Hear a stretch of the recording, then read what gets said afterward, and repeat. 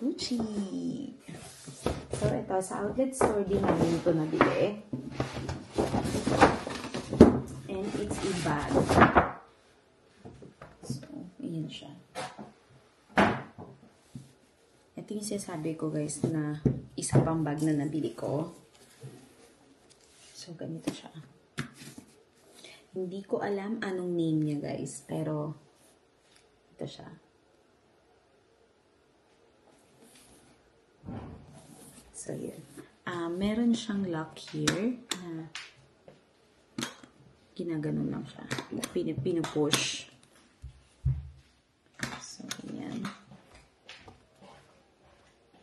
Yan. And then, meron siyang dalawang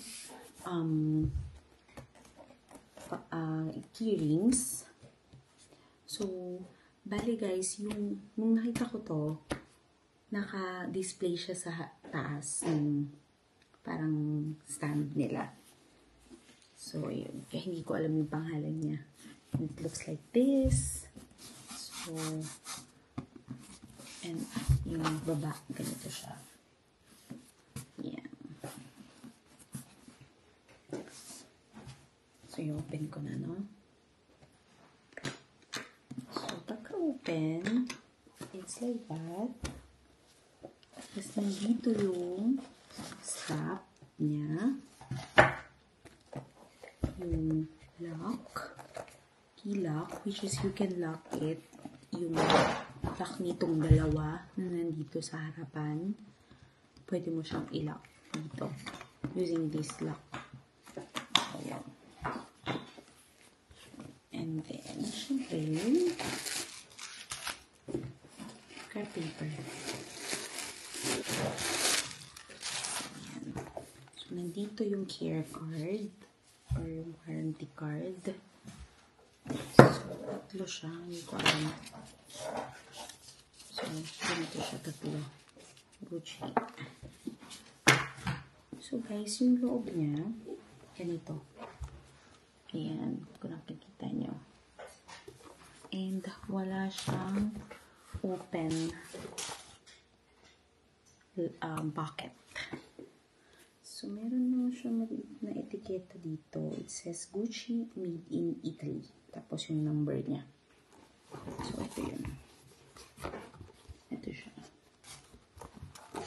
And, empty niya siya sa loob. That's it. Ang laki niya. Ang laki niya talaga. I was like so shocked sa laki niya. Kasi guys, nakita niyo naman yung pulin, diba?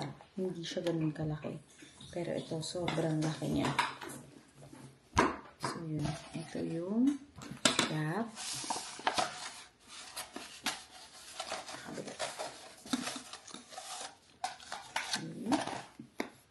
So, lagay na natin yung strap.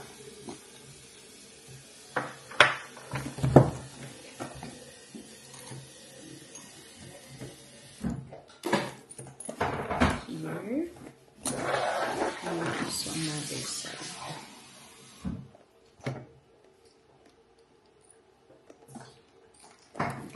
So, yan. Dito siya. Ayan na. That's it, guys.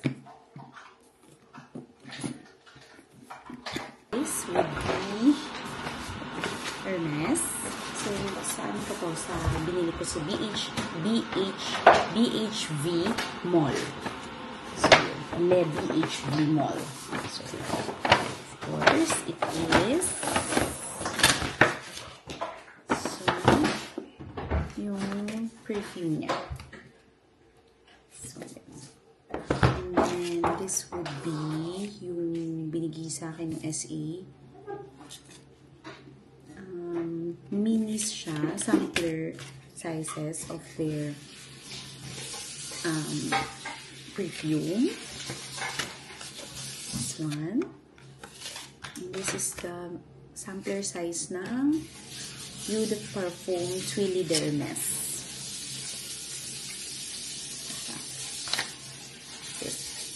So, ayan guys, bali ito yung perfume. And these are the samples.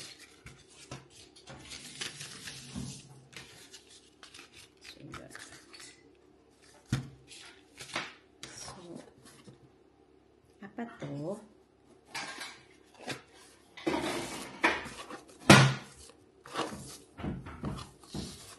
That's it.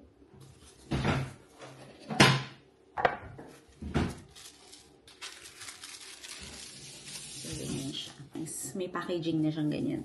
And then, yun nga, pwede kayong humingi ng paper bag kung gusto nyo, kung pang re-regalo nyo. Pero hindi naman ako humingi. Kasi it's for myself and for my wife. So, ayun siya. Ganito. Ganito yung packaging niya. Yung lalagyanan niya kasi apatan. And then, it comes like this. At saka, may nakalagay dun sa box na made in France. And, box talaga siya, guys. Ang ganda. Pwede yung gamitin afterwards. So, kung gusto yung paglagyan ng tawag dito, jewelry box or anything na gusto nyo. Punta kami ng Starbucks. Kumuha ko ng ganito for pasalubong din. May pagbibigyan na niyan eh. So, sige. This is for $12.95 for 3. So, ayan. Tapos, syempre, I bought something for myself sa Starbucks. So, ito yung collectibles ko na ganito. So, it says Paris. Collectibles, guys. Ibig sabihin, hindi ko siya ginagamit. So, yun. And, last but not the least, ang Ladurée. So, ito siya. And, nakaganito siya na style ng box. So, these are macaroons. Kumain na ako. Sawa, kuha ka isa dito. Ha? Kuha ka isa. Tikman mo na to. Kasi, malapit ko nung maubos, That's it, guys. Hope you had fun. Bye!